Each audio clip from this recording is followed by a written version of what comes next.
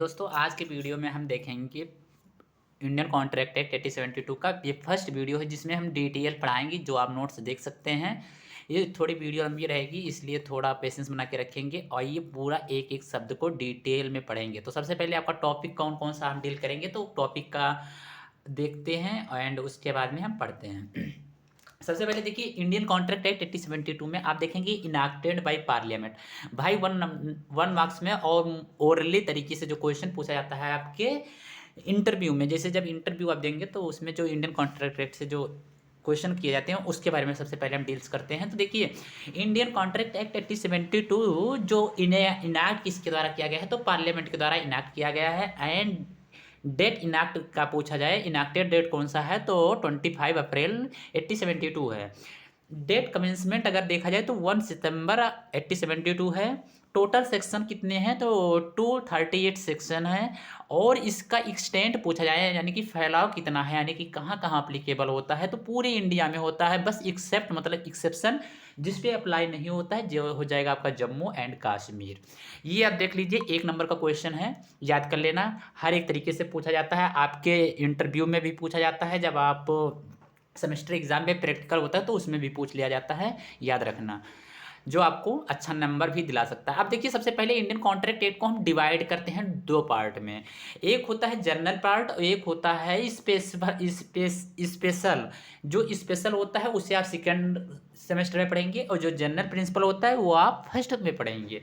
अब फर्स्ट में आप पढ़ेंगे वो सेक्शन 1 से लेकर 75 तक पढ़ेंगे, जो कि आप इसमें जो जनरल प्रिंसिपल होते हैं मतलब जो कॉन्ट्रैक्ट के अंदर जरूरी है वो सारी चीज़ पॉइंट पढ़ लेंगे। और आगे जब आप स्पेशल लॉ यानी कि जिसे आप कहते हैं स्पेशल काइंड्स ऑफ लॉ यानी कि स्पेशल कॉन्ट्रैक्ट भी उसे हम जानते हैं नाम से, तो ये आप सेकंड सेमेस्टर में पढ़ेंगे। ये रहा आपका टॉपिक। एंड इसके बाद में आप देखते हैं कॉन्ट्रैक्ट होता क्या है।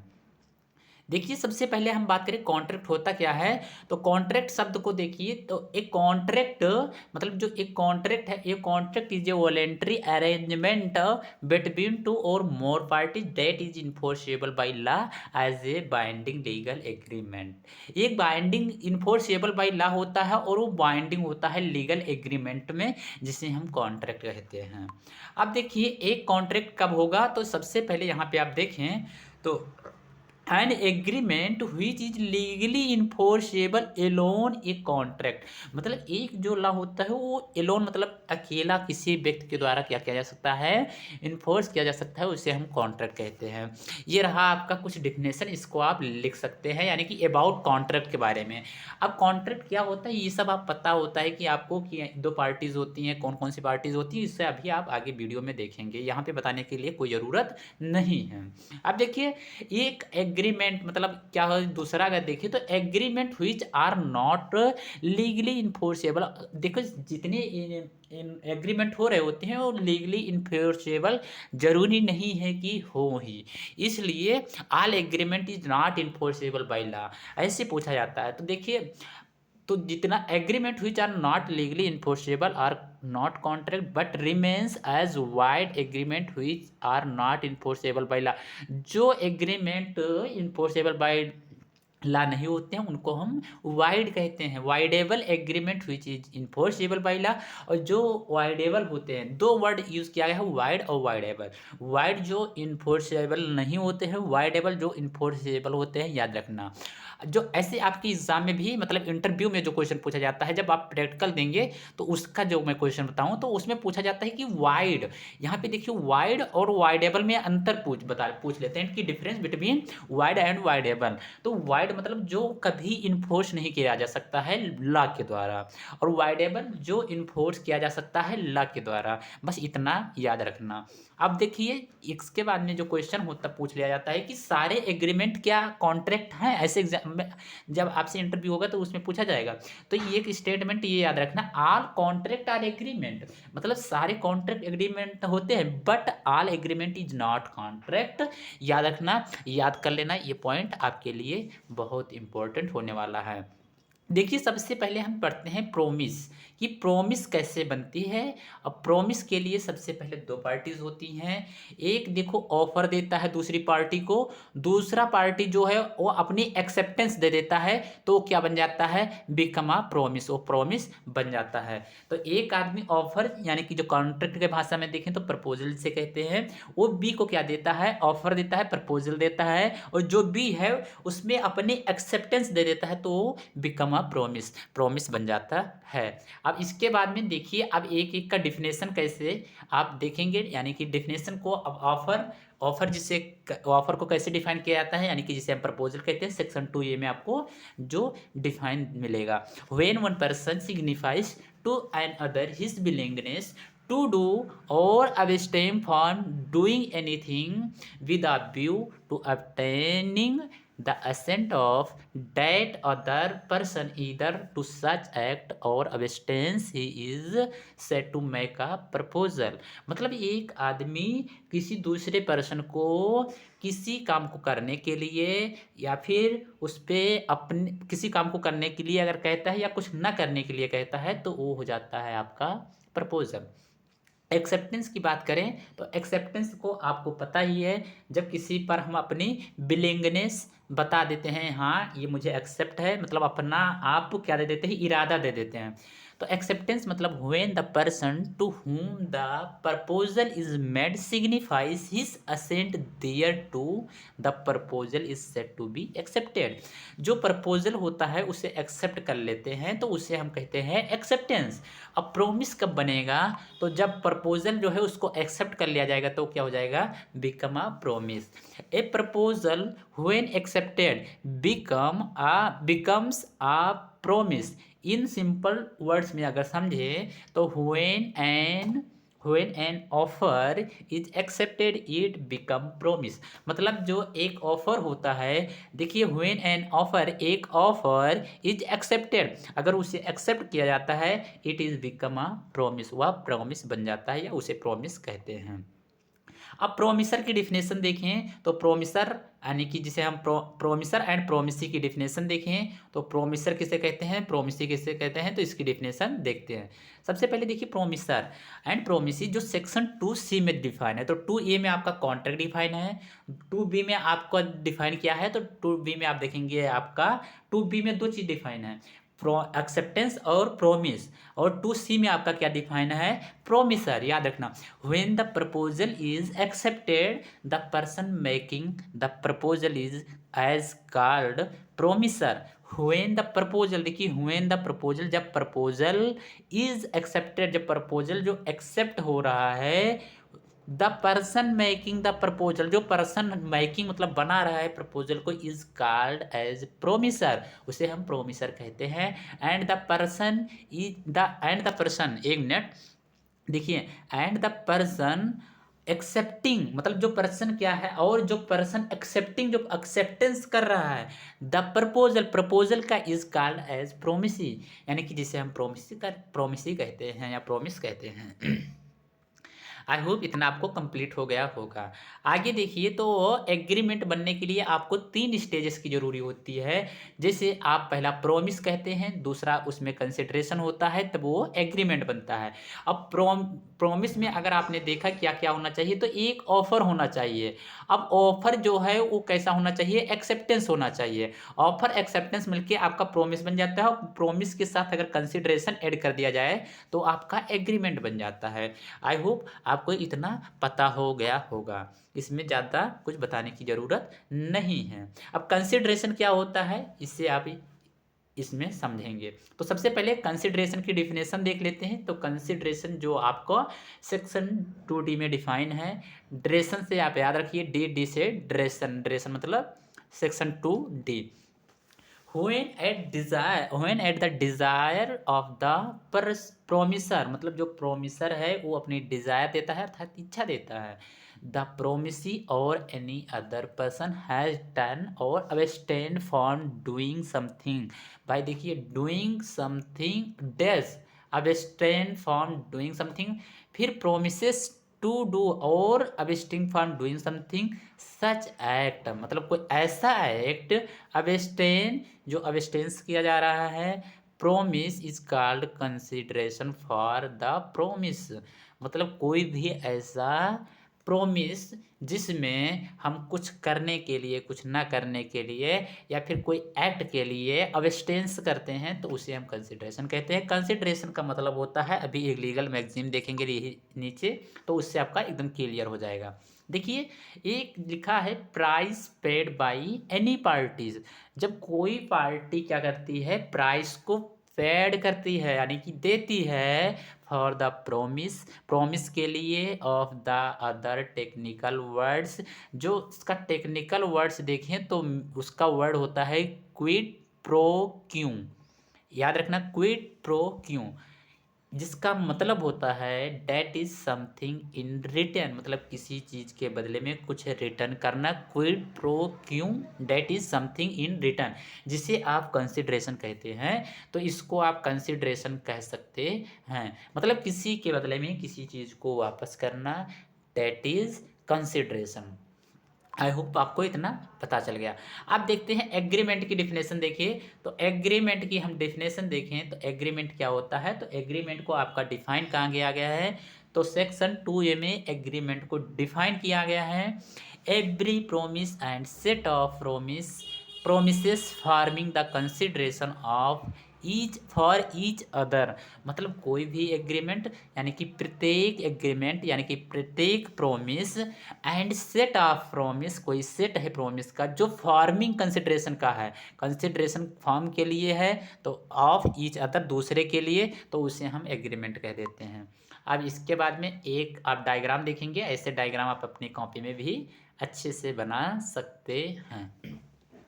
देखिए तो आपको देखने को मिलेगा एग्रीमेंट। अब वो एग्रीमेंट कैसा होना चाहिए, तो इन्फोर्सेबल बाय लॉ, जो इन्फोर्सेबल बाय लॉ नहीं होते हैं उनको हम वाइड कहते हैं, जो अभी आपने पढ़ा है। और एक जो इन्फोर्सेबल बाय लॉ होता है उसे हम वाइडेबल कहते हैं। वाइड और वाइडेबल दो टर्म जो हैं बहुत इंपॉर्टेंट है, याद रखना।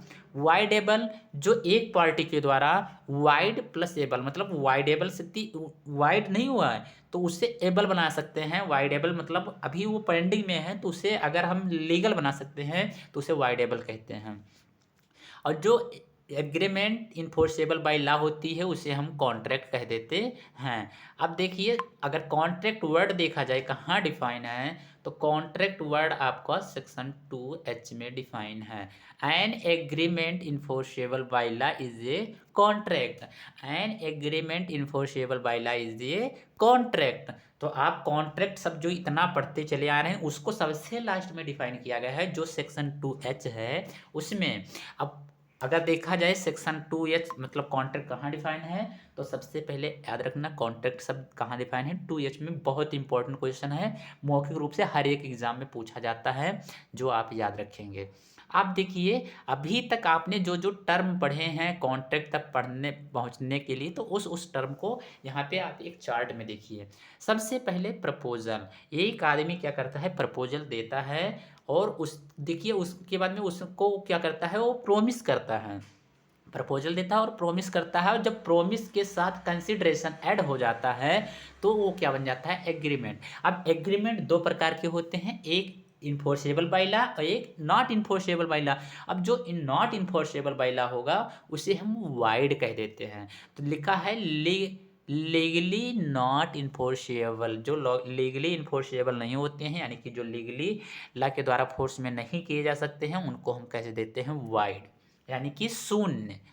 अब एक होता है वाइडेबल जिसे लीगली इन्फोर्सेबल किया जा सकता है, वो दो प्रकार से होते हैं, एक कॉन्ट्रैक्ट वो एक वाइडेबल एग्रीमेंट। अब देखिए कॉन्ट्रैक्ट तो डायरेक्ट कॉन्ट्रैक्ट बन गया, अब वाइडेबल एग्रीमेंट जो वाइडेबल वाइड प्लस एबल जो लीगल कराया जा सकता है दूसरी पार्टी के द्वारा, तो उसे हम कह देते हैं वाइडेबल। यानी कि जो वाइड एबल है मतलब वाइड से हटाया जा सकता है उसे हम क्या कह देते हैं, वाइडेबल। आई होप इतना आपको कंप्लीट हो गया होगा, इसमें ज़्यादा कुछ बताने की ज़रूरत नहीं है। अब सबसे पहले हम पढ़ते हैं इसेंशियल्स ऑफ कॉन्ट्रैक्ट कि कौन कौन से ऐसे एलिमेंट हैं जो कॉन्ट्रैक्ट के इसेंशियल्स हैं। तो इसेंशियल्स ऑफ वैलिड कॉन्ट्रैक्ट क्या है, essentials of valid contract as per section 2, मतलब जो कि सेक्शन 2 में तो सेक्शन 10 में बताया गया है एसेंशियल्स ऑफ एग्रीमेंट। आल देखिए, all agreement are not contract if they are made by free consent and the parties of the parties, जो पार्टीज है उसकी फ्री कंसेंट होना चाहिए। कंपिटेंट टू कॉन्ट्रैक्ट, जो कॉन्ट्रैक्ट में क्या हो, कंपिटेंट हो, समझ सके। फॉर लॉफुल कंसिडरेशन, और लॉफुल कंसिडरेशन होना चाहिए।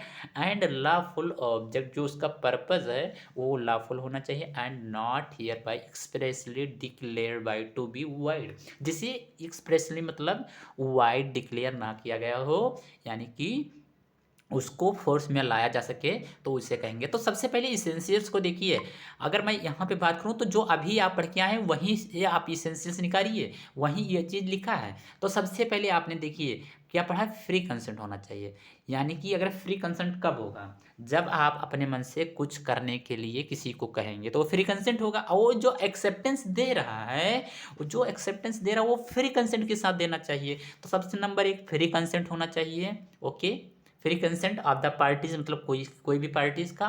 कंपिटेंट टू कॉन्ट्रैक्ट, क्या आप एक बच्चे से जाके कहेंगे कि बच्चे से आप कहेंगे कि चलिए एक हम अच्छा सा रेस्टोरेंट खोलते हैं, क्या उस बच्चे को समझ रहेगा? नहीं रहेगा। तो यानी कि कंपिटेंट टू कॉन्ट्रैक्ट, यानी कि जो पार्टीज है वो कंपिटेंट होनी चाहिए।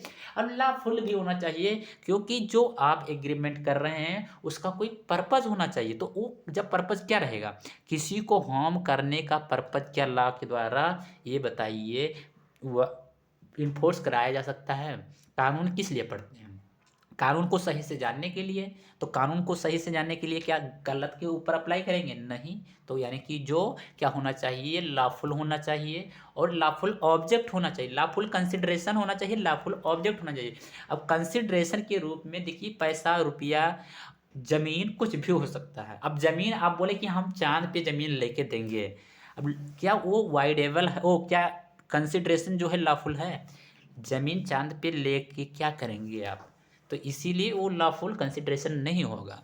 लॉफुल कंसिडरेशन के लिए जिसकी वैल्यू हो, जिसको आप यूज़ कर पाएँ, याद रखना, बस सिंपल। तो 3 देखिए, 3 इसेंशियल्स आपको यहाँ देखने को मिल रहे हैं। फ्री कंसेंट होना चाहिए, कंपिटेंट टू कॉन्ट्रैक्ट होना चाहिए, लॉफुल कंसिडरेशन होना चाहिए, और लॉफुल ऑब्जेक्ट होना चाहिए, और जिसे वाइड डिक्लेयर ना किया गया हो। सिंपल 4 देख लिए। अब इससे पहले अगर देखिए कि अभी तक कौन कौन से शब्द से आप गुजरे हैं, तो आपको उस शब्द के बारे में रूबरू हम कराएंगे। सबसे पहले देखिए, ऑफर आपने देखा। आपने क्या देखा, तो आपने ऑफर देखा। ऑफर क्या होता है भाई? 1 मिनट, पेन क्यों नहीं चल रही है? अब पेन नहीं चलेगी,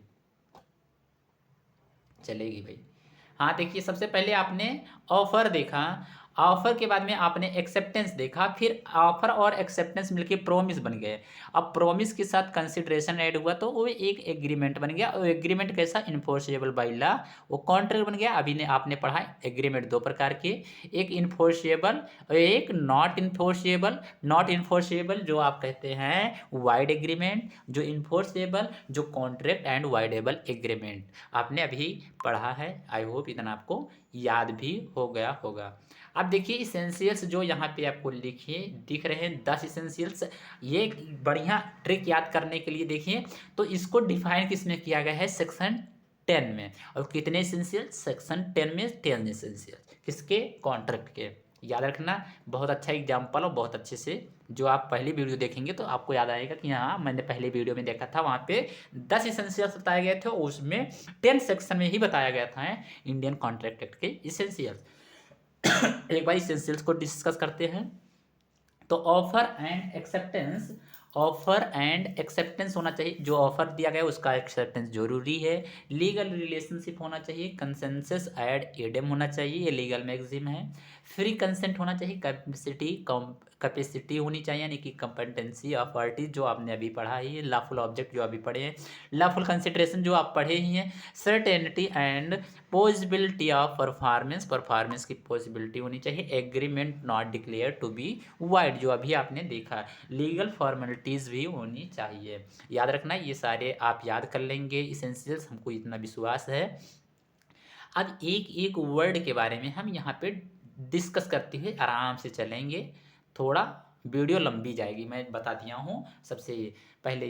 और इससे पहले मैं आपको और चीज़ बताना चाहता हूँ, इसका अगर आप पीडीएफ लेना चाहते हैं तो सीधा टेलीग्राम चैनल KW1 क्लासेस पे जाइए, वहाँ पे आपको इसका पीडीएफ मिल जाएगा। अगर एलएलबी BA एलएलबी कर रहे हैं, चैनल को सब्सक्राइब कर लीजिए, आपके लिए ही स्पेशल, आपके लिए अगर आप कर रहे हैं तो बनाया गया है।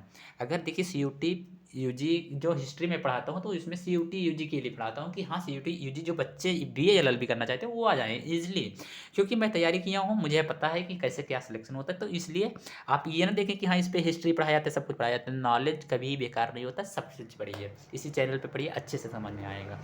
अब देखिए जो जो मैं गलती किया हूँ वो गलती आपसे नहीं करने दूंगा, बस सिंपल समझ लीजिए। जो मैं बता रहा हूँ कि हाँ ये इंटरव्यू में पूछा जाता है, याद करना, देख ले 100% पूछा जाएगा, क्योंकि मुझसे पूछा गया, मुझे अच्छे से आता है। तो अब देखिए ऑफर क्या होता है, तो ऑफर एंड एक्सेप्टेंस, जो ऑफर देगा तो उसमें एक्सेप्टेंस जरूरी होता है, वो भी एक्सेप्टेंस कैसा होना चाहिए, फ्री कंसेंट के साथ होना चाहिए। In order to create a valid contract, एक वैलिड कॉन्ट्रैक्ट को क्रिएट करने के लिए there must be an agreement, एक एग्रीमेंट जो बहुत जरूरी होता है, मस्ट बी एन एग्रीमेंट, एक एग्रीमेंट होता है, यहाँ पे देख लीजिए, बिटवीन टू पार्टीज। भाई खुद से एग्रीमेंट नहीं कर सकते, तो इसलिए दो पार्टी कम से कम होनी चाहिए, यानी कि minimum two parties.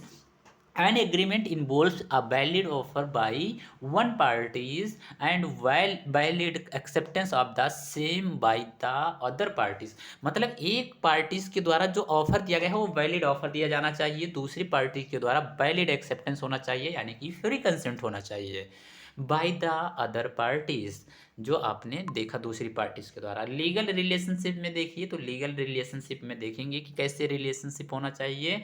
Legal relationship होना चाहिए, the parties must intended their agreement to result in legal relation। This means that the parties must intend that if of them falls to perform his promise, अपनी promise को perform करने के लिए he shall be answerable, मतलब वो answerable होता है for the failure in law. अगर लॉ को फेल हो जाता है तो वो क्या होता है, आंसरेबल होता है। जो पार्टीज क्या दे रही होती है, ऑफर दे रही होती हैं, ड्यूटीज एंड राइट्स, जो ड्यूटीज एंड राइट्स हैं, अधिकार हैं, should be legally no and not merely moral, मतलब वो मोरल नहीं होता है, वो लीगली होता है। यानी कि अगर आपका जो फॉर्ड मतलब ये होता है कि जब आपका कॉन्ट्रैक्ट खत्म हो रहा होता है, यानी कि फेल हो रहा होता है, तो ये लीगली इंटाइटल होता है। लीगली किस लिए इंटाइटल होता है, कि वो कॉन्ट्रैक्ट को परफॉर्म कराया जा सके, वो मोरली बेस्ड नहीं होता है। An agreement of a purely domestics or social nature is not a contract, कोई सोशल नेचर से अगर युक्त है तो उसे हम कॉन्ट्रैक्ट नहीं कहेंगे।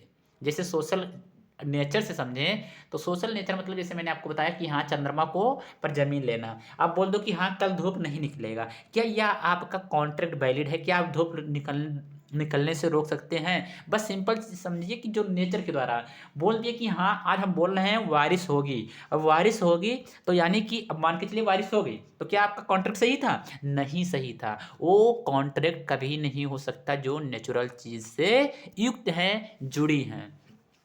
अब सेंसस एड एडम जो लीगल मैगजीम है, याद रखना बहुत इंपॉर्टेंट लीगल मैगजीम है। तो इसका देखिए, द माइंड्स ऑफ बोथ, मतलब जो कंसेंस एंड एडम होता है, द माइंड्स ऑफ बोथ मतलब दोनों की कैपेसिटी चेक कर रहा है।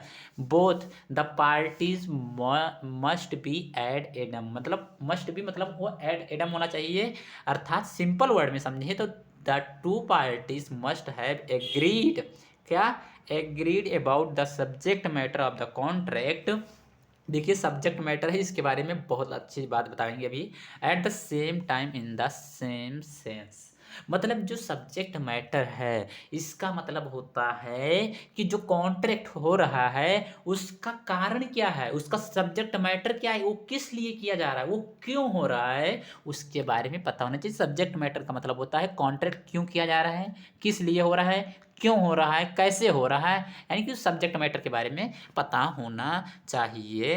यानी कि कंसेंस एड एडम का मतलब होता है कि वो जो कॉन्ट्रैक्ट हो रहा है उसके बारे में आपको पता होना चाहिए, सब्जेक्ट मैटर के बारे में बोथ पार्टी यानी कि दोनों को पार्टी के बारे में पता होना चाहिए कि हाँ हम ज़मीन पे कहाँ लेने जा रहे हैं, चांद पे, जो कि वैलिड कॉन्ट्रैक्ट नहीं है। फ्री कंसेंट होना चाहिए, जो आप देखें तो फ्री कंसेंट मतलब होता है कि an agreement must have been made by free consent of the parties, consent is said to be free. कब फ्री होगी? When it is not caused by. अब देखिए एक कंसेंट कब फ्री होगी? जब कोई कोएर्जन ना होगा, अनड्यू एंड इन्फ्लुएंस नहीं होगा, फ्रॉड नहीं होगा, मिसप्रेजेंटेशन नहीं होगा। चार चीज नहीं होगा तो आप मान लेंगे कि हाँ फ्री कंसेंट है। कोएर्जन ना होना चाहिए, अनड्यू इन्फ्लुएंस और फ्रॉड, मिसप्रेजेंटेशन जो आपके, और मिस्टेक नहीं होना चाहिए। ये आपसे मैं बता दूं कि 100% मतलब फ्री कंसेंट का जब डेफिनेशन पूछेंगे ये वर्ड आपको बता देना है, coercion, undue influence, fraud, misrepresentation and mistake नहीं होता तो फ्री कंसेंट होता। भाई ओरली और इंटरव्यू में भी पूछे जाने वाला क्वेश्चन, अगर कॉन्ट्रैक्ट एक्ट का अगर क्वेश्चन पूछा जाता है मतलब इंडियन कॉन्ट्रैक्ट एक्ट से, तो फ्री कंसेंट में पूछा जाएगा। फ्री कंसेंट और जो कॉन्ट्रैक्ट के बारे में मैंने आपको बताया कि कहाँ डिफाइन है, ये सब याद रखना। बस आपको ज़्यादा कुछ याद रखने की ज़रूरत नहीं है। कैपेसिटी देखिए तो कैपेसिटी कभी ओरली नहीं पूछा जाता है, कैपेसिटी कैसी होनी चाहिए, वैसे कोई ये अगर आ जाए तो हमको नहीं लगता है, लेकिन पूछेगा, हो सकता है पूछ ले लेकिन नहीं पूछा जाएगा। अगर आप जब प्रैक्टिकल दे रहे हैं तो फ्री कंसेंट रट के आना। फ्री कंसेंट जब ये आगे पढ़ेंगे, मिस्टेक पढ़ेंगे, फ्रॉड पढ़ेंगे, तो उसके बारे में मैं डिटेल में बताऊंगा कि कौन कौन से क्वेश्चन पूछे जाते हैं। देखिए सबसे पहले देखिए कैपेसिटी, यानी कि कैपेसिटी मतलब होता है क्षमता। अब क्षमता उसकी होनी चाहिए, वो अच्छे से समझ सके कि हाँ जो कॉन्ट्रैक्ट हो रहा है वो सही है कि नहीं। तो वही बात कर रहा है, the parties to contract must have capacity, यानी कि legally ability to make valid contract. Section तो 11 जो है बात करता है अब the Indian contract as specify है जो that every person is competent to contract provides. अब देखिए अगर मैं बात करूं जो कॉम्पिटेंट टू कॉन्ट्रैक्ट के बारे में कौन सा सेक्शन बताता है, तो आपका सेक्शन 12 बताता है। बस इतना याद रखना, कॉम्पिटेंट टू कॉन्ट्रैक्ट कौन बताता है, सेक्शन 12 बताता है, बस इतना याद रखना। और कुछ आपको याद रखने की इसमें ज़रूरत नहीं है। अब देखिए जो आपने देखा कि मेजोरिटी अकॉर्डिंग द लॉ हुई is subject who is sound mind होना चाहिए, नॉट डिस्क्वालीफाइड बाय लॉ, मतलब लॉ के द्वारा उसे डिस्क्वालीफाइड ना बताया गया हो, जो क्या क्राइम ना किया हो, जिसे डिस्क्वालीफाइड जिसे कहेंगे, जो ऑफेंस किया हो, कॉन्ट्रैक्ट जो अनसाउंड माइंड घोषित किया दिया गया हो, उसको हम कह देंगे वो डिस्क्वालीफाइड हो जाता है, वो कॉन्ट्रैक्ट नहीं कर सकता। लॉफुल ऑब्जेक्ट होना चाहिए, मतलब जो उसका पर्पज़ है वो लॉफुल होना चाहिए, बस वो इमोरल बेस्ड नहीं होना चाहिए, और इमोरल बेस्ड नहीं होना चाहिए। जैसे मैंने आपको बताया कि आपने बोला कि कल धूप नहीं निकलेगी, ये मैं कॉन्ट्रैक्ट करता हूँ 10,000 के साथ, आप 10,000 रुपये रखिए, हम भी 10,000 रखते हैं, अगर कल धूप निकल आई तो आप ले जाएंगे। भाई वो कॉन्ट्रैक्ट वैलिड नहीं है। अगर आप रुपया ले लिए अपने दोस्त को नहीं दे रहे हैं, तो आपका दोस्त आपके अगेंस्ट कोर्ट नहीं जा सकता, वो कंपनसेशन नहीं मांग सकता, बस सिंपल। तो कर सकते हैं आप कॉन्ट्रैक्ट कर लीजिएगा, पैसा मत दीजिएगा। ओके।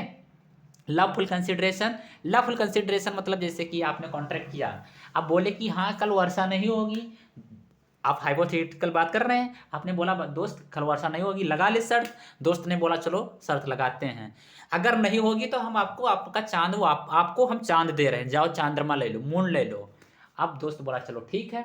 अब देखिए कॉन्ट्रैक्ट तो हो रहा है, कॉन्ट्रैक्ट कैसे हो रहा है, वो ये जो है और बी जो है कंसिडरेशन के बारे में बता रहे हैं। बी जो है ये ने बोला कि हाँ वर्षा नहीं होगी, बोला सही है नहीं होगी, यानी कि धूप नहीं निकलेगी, नहीं निकलेगी। कंसिडरेशन बी ने क्या बोला, जाओ चंद्रमा मैं आपको दे रहा हूँ। क्या चंद्रमा इसके बाप का है? सिंपल समझ लीजिए, जो चंद्रमा इसका है ही नहीं, क्या चंद्रमा वो लाके हाथ में दे सकता है? नहीं दे सकता, तो लॉफुल कंसिडरेशन नहीं हो सकता। जब वो धूप होने से, क्या कल धूप होने से ये रोक सकता है? क्या ये पानी बारिश होने से रोक सकता है? नहीं रोक सकता, तो ये लॉफुल कॉन्ट्रैक्ट भी नहीं है। सिंपल समझिए, ये लॉफुल ऑब्जेक्ट भी नहीं है, लॉफुल कंसिडरेशन भी नहीं, कुछ नहीं है। समझ में आ गया आई होप। अब लॉफुल कंसिडरेशन क्या क्या होगा, तो लॉफुल कंसिडरेशन देख लीजिए, जैसे आपका कुछ रुपया हो गया, कुछ प्रॉमिस हो गया कि हाँ हम ये काम कर देंगे, काम करने का मतलब हुआ कि 10 दिन आपके यहाँ हम काम कर लेंगे, आप एग्रीमेंट कीजिए, तो ये सब हो जाएगा कंसिडरेशन। कंसिडरेशन के रूप में कुछ इनाम भी हो सकता है, कंसिडरेशन के रूप में पैसा हो सकता है, बुक हो सकती है, कुछ भी हो सकता है। बस जो रीजनेबल होना चाहिए, नेचर से युक्त ना होना चाहिए। बस याद रखना, ये 4 चीज़ जो कहानी इसमें लिखी है पढ़ लेना, अच्छे से समझ में आ जाएगा। बस चा जो ये हाइलाइटेड पॉइंट है इसके बारे में मैं आपको इसमें बताऊँगा। जो लिखा है not expressly declare to be void, मतलब जिसे वाइड डिक्लेयर ना किया गया हो। अब वाइड किसे डिक्लेयर नहीं किया गया हो, जो मैंने आपको अभी बताया, चंद्रमा, वारिस, ये सब वाइड डिक्लेयर है पहले से ही एक्सप्रेसली। और जो पॉसिबिलिटी ऑफ परफॉर्मेंस, जो परफॉर्मेंस के द्वारा सही वो पॉसिबिलिटी की जा सके, और नेसेसरी लीगल फॉर्मेलिटीज, जिसकी लीगली फॉर्मेलिटीज़ होनी चाहिए। यानी कि अब चंद्रमा वो दे रहा है कि उसकी लीगल फॉर्मेलिटीज़ बनेगी, नहीं बनेगी। आप किसी से कॉन्ट्रैक्ट कर रहे हैं कि हाँ चलिए दूसरे व्यक्ति को मारते हैं या किसी का घर को जला देते हैं, ये क्या लीगल फॉर्मेलिटीज़ है? नहीं है, तो वो भी कॉन्ट्रैक्ट नहीं होगा। ठीक है, ये कॉन्ट्रैक्ट में भी ओरल और राइटिंग, ये याद रखना, ये भी कभी कभी पूछ लिया जाता है वैसे कि कॉन्ट्रैक्ट कैसे हो सकता है, ओरल हो सकता है, रिटर्न हो सकता है, तो दोनों हो सकता है, बोथ लिख लेना। अब इसके बाद में देखेंगे consequence of breach of contract. अगर कोई व्यक्ति क्या करता है, कॉन्ट्रैक्ट को ब्रीच करता है अर्थात तोड़ देता है, तो उस पर क्या आप कर सकते हैं। तो आपने अपने दोस्त से कॉन्ट्रैक्ट कर लिया, चंद्रमा ले लिया, वो आप बारिश होने से रोक दिया, अब चंद्रमा वो नहीं दे रहा है, कैसे आप रोकेंगे। तो यहाँ पे देखिए कंपनसेशन ऑफ लॉस और damage, oh sorry, compensation of loss और damage caused by breach of contract. अगर आपका लॉस हो रहा है, यानी कि हानि हो रही है, लॉस हो रहा है और हानि हो रही है, डैमेज हो रहा है, तो आप कॉन्ट्रैक्ट का क्या कर रहे हैं, ब्रीच कर रहे हैं। कोई भी कॉन्ट्रैक्ट होगा किस लिए होगा, बेनिफिट के लिए होगा, लॉस नहीं होना चाहिए, डैमेज नहीं होना चाहिए। तो उसके लिए आप कंपनसेशन ले सकते हैं। देखिए compensation of breach of contract where penalty, जो कि पेनाल्टी दी जाती है, ये नहीं कि आप उसको जेल करा सकते हैं, जेल कभी नहीं करा सकते, इसमें कंपनसेशन दिया जाता है। ये एक सिबिल लॉ है, और सिबिल लॉ जो कंपनसेशन की बात करता है, यानी कि कुछ प्राइस दिला सकता है, उसको आप जेल नहीं करा सकते, बस इतना याद रखना। Partly rightful rescinding contract entitle to compensation. देखिए जो पार्टीज है वो क्या कर सकती है, कंपनसेशन के लिए इंटाइटल होती है। बस अगर आपका कॉन्ट्रैक्ट ब्रीच हो रहा है तो आप उससे कंपनसेशन मांग सकते हैं, उसको जेल नहीं करा सकते हैं, बिकॉज ये सिबिल लॉ है। बस सिंपल इतना याद रखना। अब देखिए कंपनसेशन में भी क्या ले सकते हैं, कंपनसेशन में भी क्या कॉन्ट्रैक्ट से ज़्यादा ले सकते हैं या कम ले सकते हैं, इसके बारे में। When a contract has broken, मतलब एक जो कॉन्ट्रैक्ट है वो टूट चुका है, the party who suffer by such breach is entitle to receive from the party who has broken the contract. अब जो पार्टीज इस कॉन्ट्रैक्ट को ब्रोकन की है अर्थात तोड़ी है, कंपनसेशन फॉर एनी लॉस और डैमेज, जो लॉस हुआ है और डैमेज हुआ है, cause to him thereby which is naturally arose in the usually course of things from such breach, which the parties knew when the made the contract, मतलब जो contract बन रहा था, to be likely to result from the breach of it। अगर breach हो गया तो उसके लिए क्या होगा, रिजल्ट, अगर ब्रीच हो जाता है यानी कि टूट जाता है, तो उसके लिए आप कंपनसेशन ले सकते हैं। क्या है ऐसा, यानी कि सच मतलब ऐसा, यहाँ पे देखिए जो डायरेक्ट आप पढ़ेंगे तो सच मतलब ऐसा, ऐसा compensation is not to be given for any remote and indirect, मतलब डायरेक्ट आप नहीं ले सकते हैं, लॉस ऑफ डैमेज, जो आप डैमेज का लॉस हुआ हो उसको नहीं ले सकते हैं, सब्सटेंस बाय रीजन, आपको रीजन बताना होगा ऑफ द ब्रीच, कि आप जो ये पार्टी मतलब जो कॉन्ट्रैक्ट को ब्रीच किया गया, किस रीजन से किया गया, किस लिए किया गया, उसके बाद में आप कंपनसेशन ले सकते हैं। डायरेक्ट जाके कंपनसेशन क्लेम नहीं कर सकते हम। देखिए अगर ये मैं बात को, जैसे आप और आपकी पार्टीज है, मान के चलिए ये और बी है, बी ने कॉन्ट्रैक्ट को ब्रीच किया, बी ने कॉन्ट्रैक्ट को तोड़ा, अब ये को तो कंपनसेशन चाहिए, क्योंकि ये के द्वारा जो रुपया लगाया गया था वो नहीं मिल रहा है। अब ये जाएगा कोर्ट, ये जब कोर्ट जाएगा तो बताइए, इसको बताना होगा कि हाँ जो कॉन्ट्रैक्ट ब्रीच हुआ, कि इसको बताना पड़ेगा। तो ये को ही बताना पड़ेगा कि कॉन्ट्रैक्ट कब ब्रीच हुआ, कैसे ब्रीच हुआ, किस लिए ब्रीच हुआ, क्यों हुआ, बी ने कैसे तोड़ा। तो अगर सब कुछ बता लेता है तो उसके अनुसार उसको कंपनसेशन दे दिया जाएगा। तो कंपनसेशन की जो कंपनसेशन क्लेम करता है उसी, देखिए ओरली पूछ लिया जाता है एग्जाम में, जो कंपनसेशन को क्लेम करेगा उसी को ब्रीच ऑफ कॉन्ट्रैक्ट के बारे में बताना होगा, सिंपल याद रखना। अब compensation for failure to discharge obligation resembling those created by contract, जो कॉन्ट्रैक्ट क्रिएट किया गया है रिजेंबलिंग के द्वारा, उसका जो डिस्चार्ज ओब्लिगेशन मतलब जो अधिकार है वो डायरेक्ट क्या हो जाता है, डिस्चार्ज हो जाता है कॉन्ट्रैक्ट के फेलियर होने पर। ओके, आई होप इतना आपको कंप्लीट हो गया। जो आपको यहाँ पे भी देखने को मिलेगा, आप पढ़ लेंगे कंपनसेशन क्या क्या है, इसमें कुछ ज़्यादा समझाने वाली चीज़ नहीं है।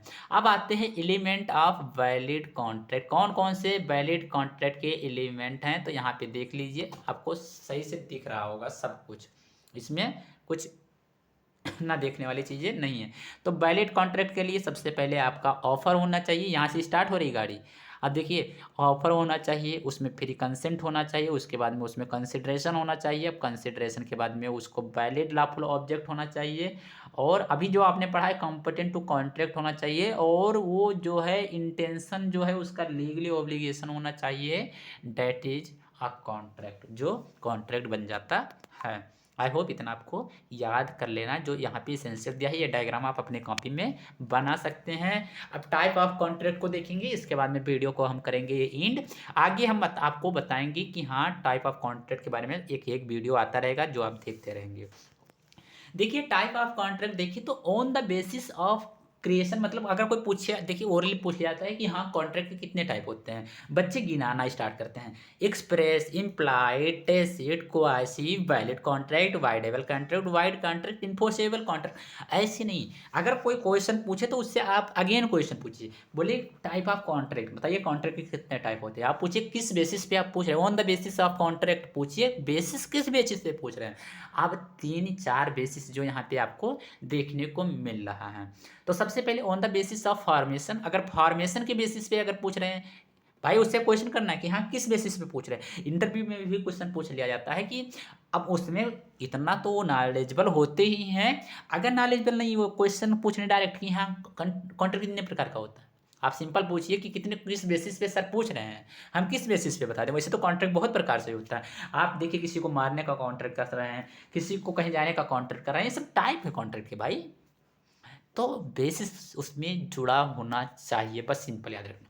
तो on the basis of contract creation, यानी कि फॉर्मेशन के बेसिस पे देखा जाए तो 4 प्रकार के, जो एक्सप्रेस जो बोल के किए जाएं, इम्प्लाइड जो लिख के किए जाएं, टेसिट कॉन्ट्रैक्ट, क्वासी कॉन्ट्रैक्ट जो आगे आप पढ़ेंगे। ठीक है, on the basis of validity, यानी कि वैलिडिटी के बेसिस पे देखिए तो एक वैलिड कॉन्ट्रैक्ट जो इन्फोर्सेबल बाय लॉ होता है, देखिए वैलिड कॉन्ट्रैक्ट जो इन्फोर्सेबल बाय लॉ होता है, वाइड कॉन्ट्रैक्ट जो इन्फोर्सेबल बाय लॉ नहीं होता है, जो इसका जैसे एग्रीमेंट आपने पढ़ा, एग्रीमेंट 2 प्रकार के, enforceable by law, not enforceable by law, जो नॉट इन्फोर्सेबल बाय लॉ होते हैं उसी को हम वाइड कॉन्ट्रैक्ट कह देते हैं। वाइडेबल कॉन्ट्रैक्ट जो इन्फोर्सेबल बाय लॉ होते हैं, एक कॉन्ट्रैक्ट बन जाते हैं, एक वाइडेबल हो जाते हैं, उसको बाद में किसी पार्टीज के द्वारा वैलिड करा लिया जाता है या फिर वाइड डिक्लेयर किया जाता है, तो उसे हम कह देते हैं वाइडेबल कॉन्ट्रैक्ट। और लिखा है इन्फोर्सेबल कॉन्ट्रैक्ट, मतलब कोई इन्फोर्सेबल कॉन्ट्रैक्ट हो सकता है जिसे इन्फोर्सेबल कराया जा सके, अनइन्फोर्सेबल, सॉरी यहाँ पे लिखा अनइन्फोर्सेबल मतलब जो इन्फोर्स ना किया जा सके, और इनलीगल जो इनलीगल है, जैसे हमने आपको बताया है कि आप किसी को मारने के लिए कॉन्ट्रैक्ट करते हैं, वो इलीगल कॉन्ट्रैक्ट हो गया। मैं देखिए एग्जाम्पल उल्टा ही बोलता हूँ क्योंकि दिमाग उल्टा ज़्यादा कैप्चर करता है। तो आप किसी को मारने का बनाइए इरादा और उसे बताइए कि हाँ ये कॉन्ट्रैक्ट ही नहीं है, दोस्त से मार कर आइए, आप अपना अलग हो जाइए, सिंपल समझ लीजिए। ऑन द बेसिस ऑफ आप सोच रहे होंगे कि हाँ सर ऐसे बोल रहे हैं, ऐसा कुछ नहीं है भाई, मत करना। ठीक है, on the basis of performance के बेसिस पे अगर हम देखें तो परफॉर्मेंस के बेसिस पे आप देखेंगे कॉन्ट्रैक्ट कितने प्रकार से होते हैं, तो 2 प्रकार से होते हैं। एक होता है एग्जीक्यूटेड कॉन्ट्रैक्ट और एक होता है एग्जीक्यूटरी कॉन्ट्रैक्ट। क्या होता है इसको डिटेल में आगे जब आप वीडियो आएगी तब देखेंगे। एक होता है, देखिए दूसरा देखिए तो लायबिलिटी के बेसिस पे जो इम्पॉर्टेंट है, आपकी एग्जाम में भी पूछ लिया जाता है, ये एग्जाम में आता है। एक होता है बायलैटरल कॉन्ट्रैक्ट, एक होता है यूनिलैटरल कॉन्ट्रैक्ट। इसके बारे में एकदम डिटेल में वीडियो आएगी, तो वीडियो ज़्यादा लंबी नहीं करेंगे क्योंकि बहुत लंबी जा रही है, तो इसके वीडियो को हम करते हैं यहाँ पे ख़त्म। इस वीडियो का अगर आपको PDF चाहिए, डिस्क्रिप्शन बॉक्स में भी लिंक दूंगा, टेलीग्राम पे भी जाइए। अगर ला है स्टूडेंट हैं, CUT UG स्टूडेंट है, या कुछ भी स्टूडेंट है, बस ये BA LLB के लिए भाई है, BA LLB के लिए, और अदर बच्चे इस पे मत आएँ। आ जाएँ, कोई दिक्कत नहीं है, मत मतलब नॉलेज किसी बेकार नहीं होती, बस भाई बता दिए स्पेशल 2 लोगों के लिए बनाई गई है, LLB BA LLB। सब्सक्राइब कीजिए, डाउट है कमेंट कीजिए, 1 घंटा नहीं लगेगा, उसमें आपको आंसर मिलेगा। PDF लेने के लिए जानते हैं कहाँ जाना है आपको। अगला वीडियो देखने के लिए आप चैनल पर साथ जुड़े रहेंगे। मिलते हैं अगली वीडियो में। फिर भी अगर आप हैंड्स रिटन नोट चाहते हैं, कुछ भी चाहते हैं, या कोई भी डाउट है, बेझिझक क्वेश्चन कीजिए, क्वेश्चन करेंगे, वीडियो बनाने में मज़ा आएगा। मिलते हैं अगली वीडियो में, तब तक के लिए जय हिंद जय भारत।